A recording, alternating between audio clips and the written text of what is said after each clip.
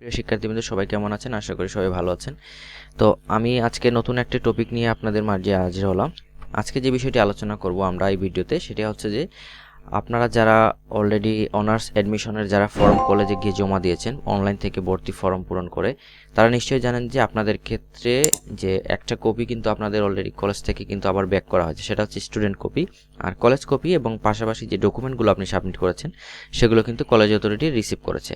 এখন প্রশ্ন হচ্ছে যে আপনি কলেজ অথরিটিকে জমা দিয়েছেন কিন্তু কলেজ অথরিটি আসলে এটা কি রিসিভ করেছে কিনা বা আপনার ফাইলগুলো সাবমিট করেছে কিনা সেটা কীভাবে বুঝবেন? তো সেটা বোঝার জন্য আপনাকে আপনার অনলাইন যে ওয়েবসাইট রয়েছে জাতীয় বিশ্ববিদ্যালয়ের, সেই জাতীয় বিশ্ববিদ্যালয়ের ওয়েবসাইটে গিয়ে আপনি আপনার অ্যাপ্লিকেশন আইডি এবং পিন নাম্বার দিয়ে সেটাকে লগ ইন করে দেখতে হবে। তো কীভাবে লগ ইন করবো আমরা একটু দেখে নিই। সেটা হচ্ছে প্রথম অবস্থায় আপনাকে গুগলে যেতে হবে।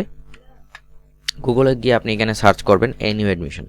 এনইউ অ্যাডমিশন লিখে সার্চ করার পর আপনাকে যে ওয়েবসাইট ফার্স্ট পেজ দেখা যাবে, তো এখানে অ্যাডমিশন হোমে আপনি এখানে ক্লিক করবেন। করার পর আপনার এখানে থেকে অনার্স অ্যাপ্লিক্যান্ট লগ ইন এই অপশনটিতে আপনাকে ক্লিক করতে হবে। অ্যাপ্লিকেশন আইডিটি এখানে বসাবেন। অ্যাপ্লিকেশন আইডিটি বসানোর পর দেন আপনি আপনার এইখান থেকে পিন নাম্বারটি বসাবেন।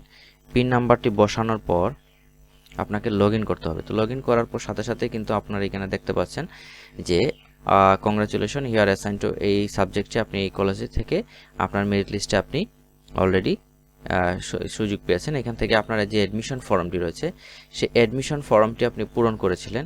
সাপোজ ধরেন আপনার এই অ্যাপ্লিকেশন ফর্মটি আপনি অনলাইনে পূরণ করে আপনি অলরেডি আপনার যে অ্যাডমিশন ফর্মটি সেই অ্যাডমিশন ফর্মটি আপনি এখান থেকে ডাউনলোড করে আপনাকে প্রিন্ট করে আপনি কলেজে জমা দিয়েছেন। এখন আপনি কীভাবে বুঝবেন? সেক্ষেত্রে আপনার এখানে দেখেন ভিউ অ্যাপ্লিকেশন নামের একটা অপশন রয়েছে।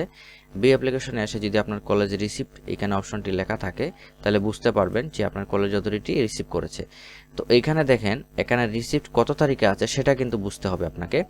এখানে দেওয়া আছে যে 1/3/2025 এই তারিখ যদি আপনার মনে রাখ, এইটা হচ্ছে মার্চের।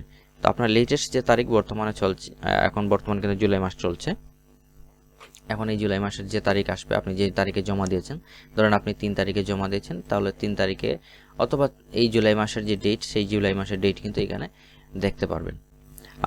এরপরে আপনি দেখেন নোটিশ বোর্ড, আপনার এখানে অপশন আছে। নোটিশ বোর্ডও আপনি এখানে দেখতে পারবেন যে আপনার কলেজ অথরিটি এখানে কোনো নোটিশ প্রোভাইড করেছে কিনা, আপনার এখানে আপনার ফর্মের এগেইনস্টে কোনো সমস্যা হয়েছে কিনা। আর দেন আপনার এখান থেকে যদি আপনি এই ফর্মটি ক্যান্সেল করতে চান তাহলে আপনি ক্যান্সেল ফর্ম অপশনে যাবেন। ক্যান্সেল ফর্ম অপশনে গেলে আপনার যে অ্যাপ্লিকেশন আইডিতে ফর্ম করেছিলেন সেখানে কিন্তু লেখা থাকবে যে দেখেন এখানে লেখা কি আসছে যে sorry your application has already received by college authority, you are not allowed to change your information now. এখানে আপনাকে এই ফর্মটি আর ক্যান্সেল করতে পারবেন না, কারণ কলেজ অথরিটি অলরেডি আপনার ফর্মটি জমা নিয়ে নিয়েছে। তো এই ছিল আজকের যে ভিডিওটি, যে আপনার যদি কোনো কলেজের ফর্মটি জমা যদি রাখে তাহলে আপনি কীভাবে বুঝবেন যে আপনার কলেজ অথরিটি আপনার ফর্মটি জমা নিয়েছে। তো পরবর্তী ভিডিওর জন্য কোনো বিষয় জানার থাকলে অবশ্যই কমেন্ট করে জানাবেন।